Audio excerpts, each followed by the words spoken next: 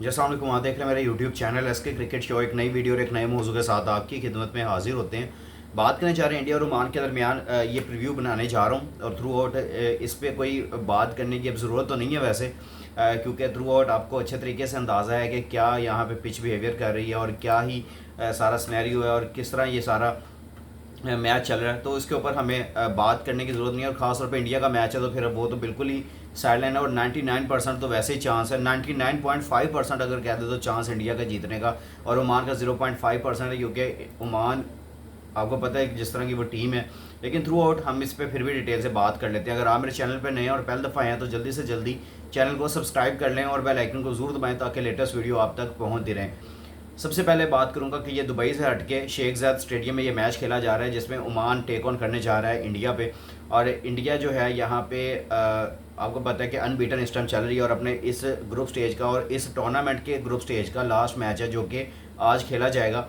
और through out इस पर अगर नज़र डाली है तो इंडिया के काफ़ी ज़्यादा चांसेस हैं और मैं कहूँगा कि 100% चांसेस इंडिया के हैं कि वो जीतने जा रही है। और ओमान को हम यहाँ पे कुछ इसलिए रेट नहीं करें क्योंकि एसोसिएट टीम है, फिर ऊपर से आपके सामने जिस तरह की उनकी परफॉर्मेंसेज इस पूरे टूर्नामेंट में रही है वो भी आप लोग के सामने है।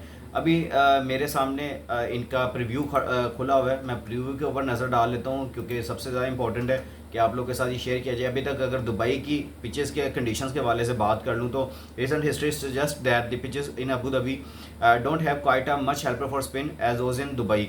दुबई से ज़्यादा यहाँ पे हेल्प नहीं मिल रही स्पिनर्स को। इसके अलावा अगर देखें तो spinners have average below 20 in Dubai and gone at less than 6.5 per over in T20 Is. The average over जो 38 in Abu Dhabi and conceded more than 7.5 per over.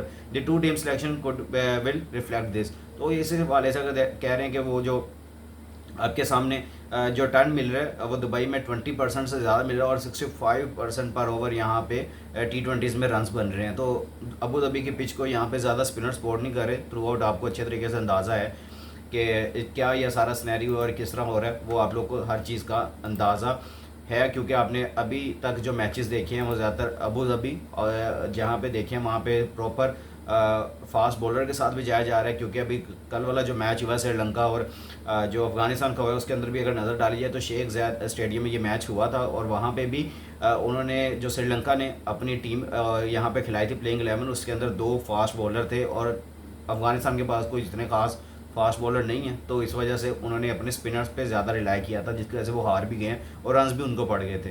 तो इस लिहाज से यहाँ पे अपने आप को आपने खुद यहाँ पे मैनेज करना है। फिर उसके बाद अब आ जाते हैं जो अभी तक जो स्टैट्स मैं देख रहा हूँ उसमें this is first meeting between ये फर्स्ट मीटिंग है इंडिया और ओमान की इन एनी फॉर्मेट क्योंकि उन्होंने कभी आपस में मैच नहीं खेला है। और अगर देखें तो अभिषेक 195.4 इनका करंट स्ट्राइक रेट है और अगर देखें उनके जो परफॉर्मेंसेज हैं वो आप लोग के सामने है। और अगर ओमान जैसी टीम उनके सामने आएगी तो पता नहीं वो क्या ही हाल करेंगे उनका।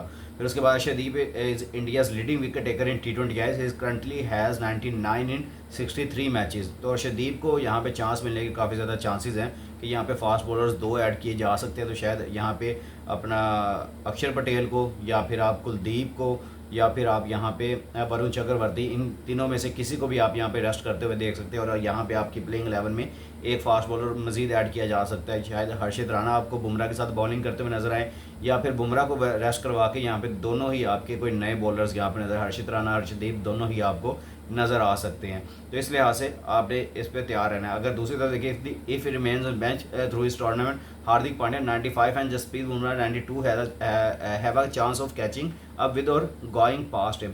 तो इनके पास भी काफ़ी अच्छे रिकॉर्ड्स हैं 95 और 92 जसप्रीत बुमराह और हार्दिक पांड्या के पास भी। तो इस लिहाज से अगर देखें तो काफ़ी ज़्यादा इफ़ेक्टिव नज़र आ रही है इंडिया की टीम।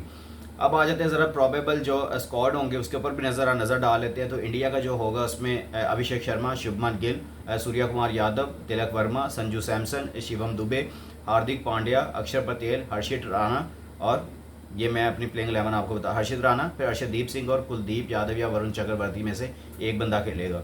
तो ये आपको यहाँ पे प्लेइंग 11 जो प्रोबेबल है वो मैं आपको बता रहा हूँ। और अगर दूसरी तरफ देखें ओमान की तो ओमान की जतिंदर सिंह, आमिर कलीम, हमाद मिर्ज़ा, वसीम अली, आर्यन बिश्त, विनायक शुक्ला, फिर उसके अलावा जितन रमनदानी, फिर उसके अलावा आपके शाह फैसल, शकील अहमद, हसनैन शाह और सामे श्रीवास्तव। तो ये इनकी ओमान की प्लेइंग 11 प्रोबेबल जो मैं आपको बता रहा हूँ ये हो सकती है।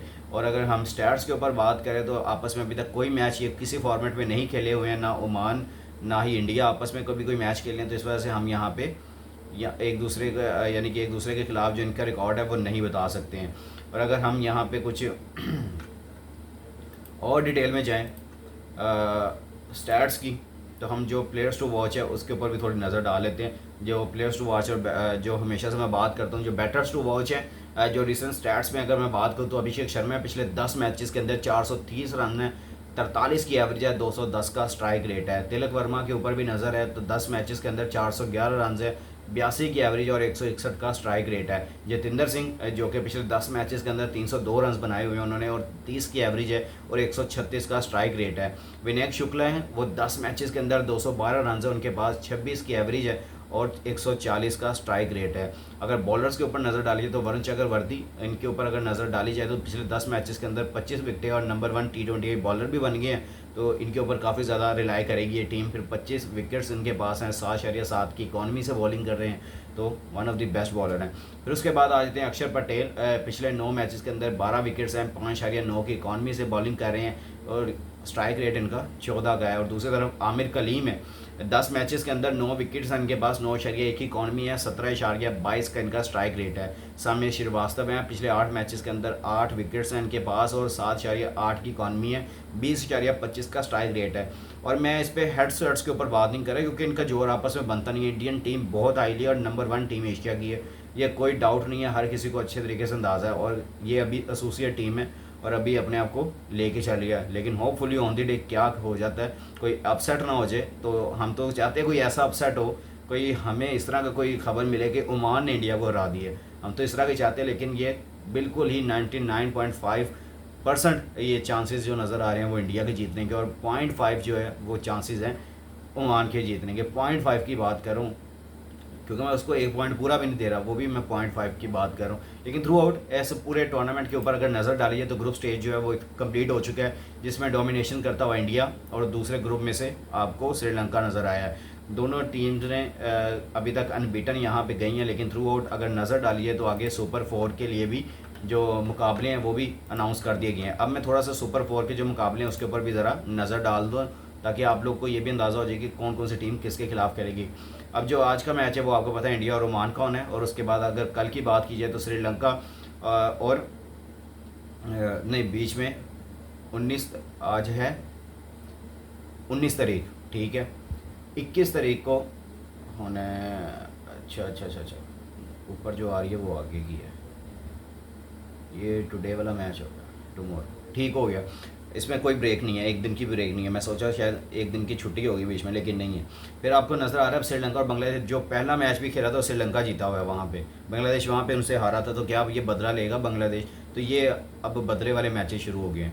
जो ग्रुप स्टेज के मैचेस है वो कम्प्लीट हुए हैं, अब जो आगे सुपर 4 के इसमें बदले वाले मैचेस हैं। श्रीलंका और बांग्लादेश का मैच है जो कि कल खेला जाएगा, उसमें अब देखते हैं कि कौन सी टीम हराती है। उसके बाद जो 21 सितंबर वाला जो मैच है, संडे को जो मैच है पाकिस्तान और इंडिया का मैच है, अब ये भी बदले वाला मैच है, इसके ऊपर भी काफ़ी ज़्यादा नज़रें हैं और इसके हवाले से भी इंशाल्लाह बाद में बात करेंगे। फिर उसके बाद आ जाते हैं सुपर 4 का जो अगला मुकाबला है, 22 की बीच में छुट्टी आ रही है, 22 की छुट्टी आ रही है। फिर 23 को मैच है पाकिस्तान और श्रीलंका का, जो कि अनबीटन है अभी तक श्रीलंका जो है। फिर 24 को है इंडिया और बांग्लादेश का, फिर 25 को है पाकिस्तान और बांग्लादेश का। पाकिस्तान ने 3 मैचेस अब सुपर 4 में खेलने हैं, एक इंडिया के खिलाफ, एक श्रीलंका और एक बांग्लादेश के खिलाफ। उसके बाद आ जाते हैं 26 को इंडिया और श्रीलंका का, और उसके बाद 28 तारीख को फाइनल होगा इस एशिया कप का। लेकिन थ्रू आउट काफ़ी मज़े के मैचेस, अब जो धमाकेदार मैचेस होंगे उसका मज़ा आएगा। तो इंशाल्लाह ये आप लोग के लिए पूरा प्रीव्यू था और डिटेल्स वीडियो थी एशिया कप के हवाले से। आप भी नीचे कमेंट सेक्शन में फिर राय ज़रूर कीजिएगा, दुआ में हमें भी याद रखिएगा। और जिस भाई ने अभी तक चैनल को सब्सक्राइब नहीं किया वो जल्दी से जल्दी चैनल को सब्सक्राइब कर लें और बेल आइकन को ज़रूर दबाएं ताकि लेटेस्ट वीडियो आप तक पहुँचे। इंशाल्लाह मिलते हैं नेक्स्ट वीडियो में। टेक केयर, अल्लाह हाफिज़।